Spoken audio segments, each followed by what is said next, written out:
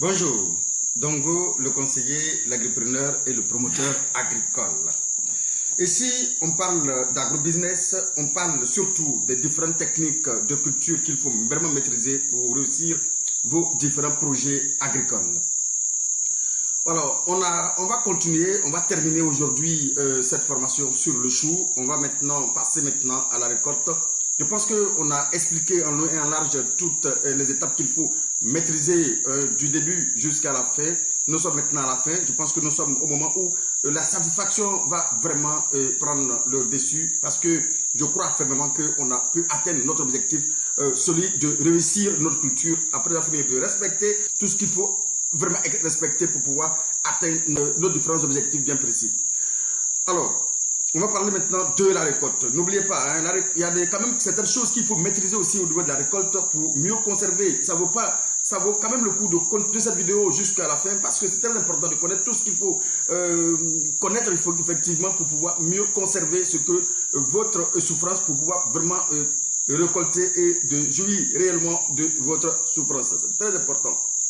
Il faut savoir que la récolte au niveau du chou débute en général à partir de 60 jours après le repiquage. En général, 60 jours déjà après le repiquage, on atteint la récolte. Mais la plupart des variétés de choux sont prêtes à être récoltées entre 60 effectivement à 80 jours après repiquage. La durée peut durer entre 10 jours, une dizaine de jours environ, en fonction de la taille de votre parcelle et de la disponibilité, tout simplement en main d'œuvre dans la zone ou de la vente en prix bord champ. Il existe des variétés aussi de choux qu'on appelle les choux précoces, qui peuvent être récoltés entre 55 jours après, je dirais, ils peuvent être récoltés à 55 jours après le repiquage. Et certaines variétés tardives peuvent arriver jusqu'à 95 jours, effectivement, à 105 jours après repiquage, effectivement. Il faut dire que le moment de la récolte dépend des différentes variétés, effectivement, et il y a aussi des variétés qui ont besoin, bien évidemment, de rester dans le sol quelques jours, ou bien quelques semaines de plus, je veux dire, après avoir paumé, effectivement, après avoir fini de former les pommes, effectivement, de manière pour que les pommes soient solides et très fermes, effectivement. Et bon, il faut savoir qu'il y a d'autres variétés qui doivent aussi être récoltées tout de suite,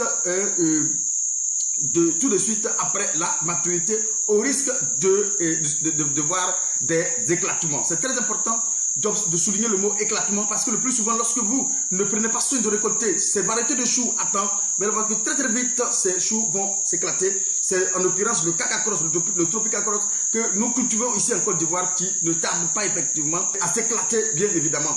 D'accord.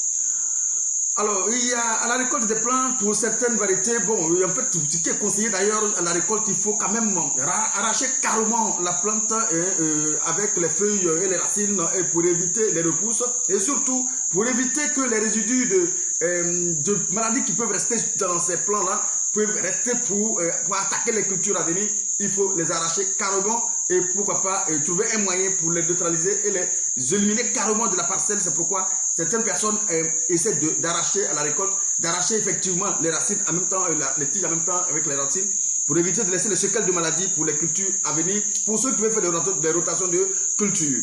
Et le chou vert à commercialiser est ensuite débarrassé effectivement de ces feuilles, après de l'arracher, et de ces feuilles, et effectivement pour conserver les feuilles qui sont enveloppées, qui sont enveloppantes effectivement, parce que ce sont ces feuilles-là que nous allons effectivement vendre. Et ce sont les feuilles qui sont imbriguées, qui forment la boule, qui forment la pomme, et c'est de la pomme nous avons besoin, et c'est celles-là, ce sont ces feuilles-là que nous allons laisser.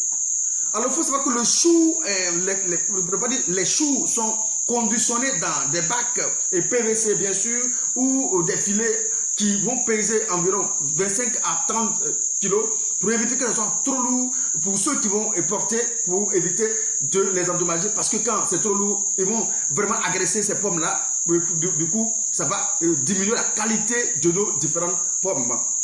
Alors, il faut comprendre que le rendement varie entre 15 à 80 tonnes, en fonction, par hectare bien sûr, en fonction de la variété, en fonction des techniques de culture, en fonction aussi des régions là où on cultive ce chou-là. en fonction des conditions climatiques et des soins apportés à la culture, tout ça, bien évidemment, parce que c'est l'ensemble de tout cela qui va vous permettre d'atteindre les 80 tonnes. Si vous mettez les conditions de culture de 80 tonnes, votre chou va atteindre bien évidemment les 80 tonnes, bien évidemment.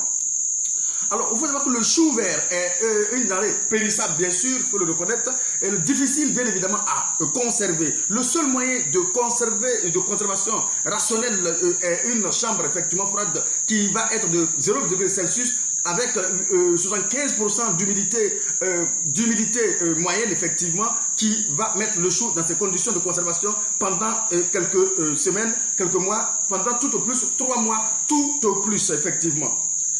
Alors, voici quelques conseils pratiques qui vont effectivement vous aider aussi à conserver ou bien à maintenir votre chou, bien évidemment. Et la récolte doit avoir lieu lorsque le chou atteint sa taille maximale.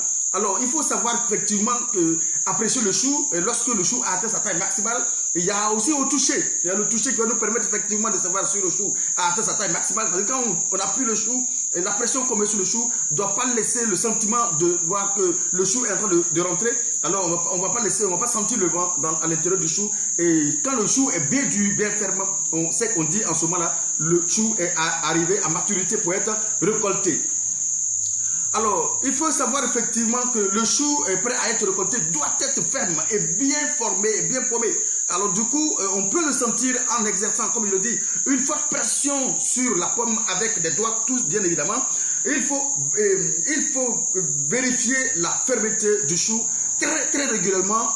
Lorsque la pomme atteint une taille environ de 12 cm, il faut vraiment percer de temps en temps ces pommes-là pour les tâter, pour les tester, pour tester leur fermeté effectivement, pour éviter les éclatements. Parce que si vous laissez ces pommes-là pendant un certain moment, ces pommes vont commencer à s'éclater. Et lorsque l'éclatement commence, attention, il faut aller très rapidement à la récolte pour éviter de perdre votre champ. Parce que là, quand l'éclatement commence, parce que c'est dans l'ensemble de la plantation, vous allez avoir beaucoup d'éclatements qui vont commencer à se faire observer et à se faire sentir effectivement. On peut aussi couper effectivement le chou de la base. Lorsque vous regardez, vous pouvez couper avec de la base à l'aide d'une machette, à l'aide d'un couteau, à l'aide d'un objet tranchant capable de couper effectivement le chou. Dans les grandes exploitations agricoles de choux, la récolte est effectuée à l'aide de machines automatisées qui sont fixées au tracteur. Ces machines soulèvent avec l'ensemble de la plante effectivement et à l'aide d'un soc bien sûr. Et ainsi la plante est complètement éliminée ou bien détruite du sol de votre terrain bien évidemment. Le sol, les saletés, les pierres, les choux vont finalement séparer des matières étrangères effectivement. À la récolte, les choux doivent être stockés immédiatement dans un environnement ombragé, bien évidemment. Dans la plupart des cas, la meilleure température de stockage du chou est de 0 à 4 degrés Celsius. En général, le chou a besoin d'un endroit froid et humide avec environ 95% d'humidité, bien évidemment. Alors voici donc les conditions dans lesquelles le chou doit être lorsque vous finissez de récolter. Bon, comme je l'ai dit, vous avez suivi cette formation avec beaucoup d'attention et vous avez vraiment prêté vraiment attention à tout ce qu'on a dit dans cette formation. On est arrivé à ce stade, je crois fermement que vous êtes vraiment arrivé à ce stade de votre récolte et vraiment on a récolté le chou convenablement. Alors, je pense que nous allons mettre fin aujourd'hui à la phase théorique et nous allons ouvrir maintenant la phase pratique de la formation pour que vous puissiez assimiler de manière pratique tout ce qu'on a dit dans ces différentes vidéos. Alors, merci et à bientôt pour d'autres formations à venir. Merci.